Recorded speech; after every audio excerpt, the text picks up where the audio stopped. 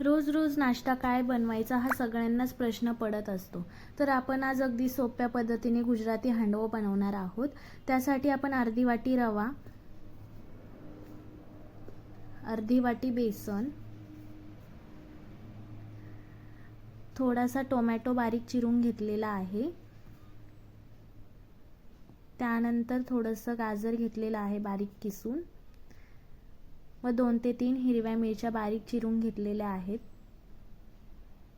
बारीक चिरलेला कोथिंबीर त्यामध्ये टाकायचा व 2 चम्मच दही व चवीनुसार मीठ घ्यायचं. त्यानंतर हे बॅटर एकदम मिक्स करून घ्यायचं. आवश्यकतेनुसार पाणी टाकायचं. बॅटर अगदी जाड पण नाही ठेवायचं किंवा पातळ पण नाही करायचं. मीडियम भिजवून घ्यायचं आहे. ते 10 ते 15 मिनिट भिजवत ठेवायचं. त्यानंतर गॅसवर तवा ठेवायचा.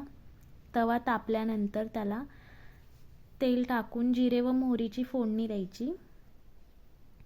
त्यानंतर जे भिजवून ठेवलेलं बॅटर आहे ते छान असं पसरवून घ्यायचं